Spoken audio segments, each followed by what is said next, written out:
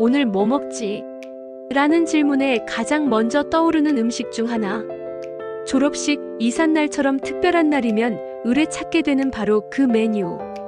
고소한 기름 냄새와 함께 김이 모락모락 피어오르는 검은 춘장 소스. 탱글탱글한 면 위로 윤기가 흐르는 소스를 아낌없이 붓고 나무젓가락이 부딪히는 경쾌한 소리와 함께 재빨리 비벼냅니다. 한 입 가득 넣었을 때 입안을 채우는 그 달콤 짭짤한 감칠맛. 바로 짜장면입니다. 우리에게 짜장면은 단순한 음식을 넘어 수많은 추억과 감정이 얽힌 소울푸드입니다. 우리는 짜장면을 중화 요리의 대표 주자라고 생각하며 당연히 중국 본토의 맛이라고 믿어 의심치 않습니다. 하지만 만약 14억 중국인에게 짜장면 사진을 보여주면 열의 9은 고개를 갸웃하며 이 검고 단 음식은 무엇이냐고 되묻는다면, 그리고 이 음식의 시작이 화려한 중화 요리집이 아닌 땀과 눈물이 뒤섞인 부두의 한 끼 식사였다면 믿으시겠습니까? 오늘 식탁 위 인문학 네 번째 시간에는 한국인의 국민 음식 짜장면에 얽힌 100년의 오해와 그 안에 숨겨진 우리 근현대사의 애환을 따라가 봅니다.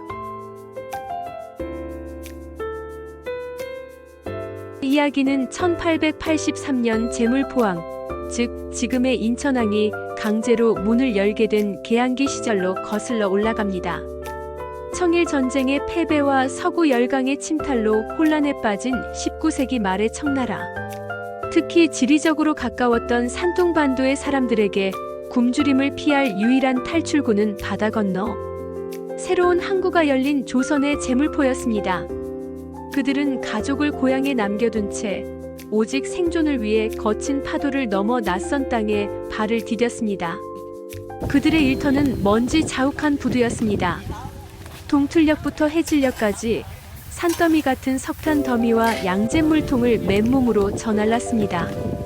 등골이 휘는 노동 끝에 찾아오는 허기를 달래줄 음식은 사치일 뿐이었죠. 그들에게 필요했던 것은 단지 가장 빠르고 저렴하게, 그리고 잠시나마 고향을 떠올리게 할 한 그릇의 음식이었습니다. 이 산둥 출신 노동자들에게는 고향의 맛을 떠올리게 하는 간단한 비빔국수가 있었습니다. 바로 작장면입니다. 작은 볶다 장은 장, 면은 국수라는 뜻으로 말 그대로 장을 볶아 면에 비벼 먹는 음식이었습니다. 중국 된장인 텐맨장이나 황장을 기름에 거칠게 볶아 만든 소스는 단맛이라고는 찾아볼 수 없는 짠맛이 혀를 찌를 듯 강렬했습니다. 지금처럼 양파나 양배추에서 우러나오는 단맛도 없었죠. 그저 뻑뻑한 장을 국수에 얹어 짠맛으로 밥을 대신하던 생존을 위한 식사에 가까웠습니다. 이것이 바로 짜장면의 원형, 오로지 굶주린 배를 채우기 위한 고향의 향수가 담긴 노동자의 소박하고 고된 식사였던 것입니다. 인천항 앞에 형성된 차이나타운에서 팔리던 이 작장면이 오늘날의 짜장면으로 변신하게 된 결정적인 계기는 시대의 흐름을 읽는 눈을 가진 한 명의 사업가에게서 시작됩니다. 1950년대 차이나타운의 중국집 공화춘을 운영하던 화교 우이광 씨는 짠맛이 강한 작장면이 한국인들의 입맛에는 잘 맞지 않는다는 것을 정확히 꿰뚫어 보았습니다. 바로 한국인의 혀가 사랑하는 단맛의 부재였죠. 고추장을 넣어볼까? 조청을 써볼까? 수많은 고민과 실험이 거듭되던 어느 날, 그는 설탕을 까맣게 태워 만드는 캐러멜에서 돌파구를 찾습니다.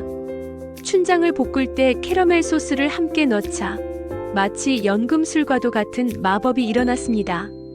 춘장의 거친 짠맛은 캐러멜의 쌉쌀한 단맛과 부드럽게 어우러졌고 고소한 풍미는 극대화되었죠.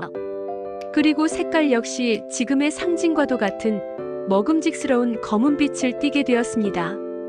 이 달콤한 검은 소스의 등장은 그야말로 혁명이었습니다. 한국인의 입맛을 완벽하게 저격한 한국식 짜장면이 탄생하는 순간이었죠. 이 짜장면의 소문은 입소문을 타고 인천 차이나타운을 뒤흔들었습니다. 처음에는 호기심에 맛보던 한국인들의 발길이 점차 줄을 잇기 시작했고 곧 인천을 넘어 전국으로 그 명성이 퍼져나갔습니다. 한국 전쟁 이후 피폐해진 서민들의 마음을 위로하고 배를 채워주는 달콤한 위로의 맛이자 최고의 외식 메뉴로 폭발적인 인기를 끌게 됩니다.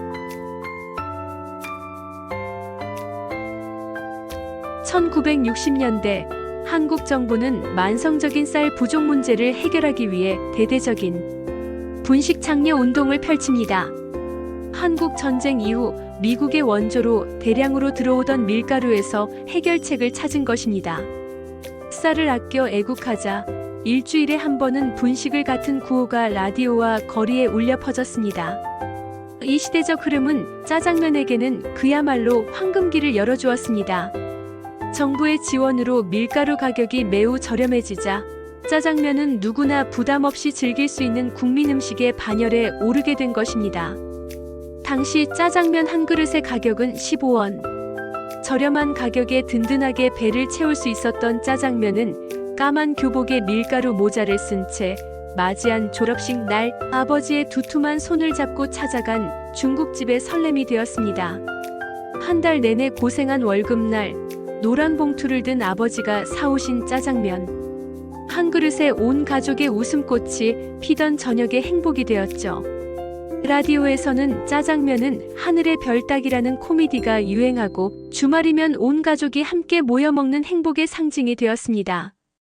짜장면은 단순히 한 그릇의 음식을 넘어 1960, 70년대 한국 사회의 풍경과 서민들의 삶을 그대로 담고 있는 하나의 문화 아이콘이 된 것입니다.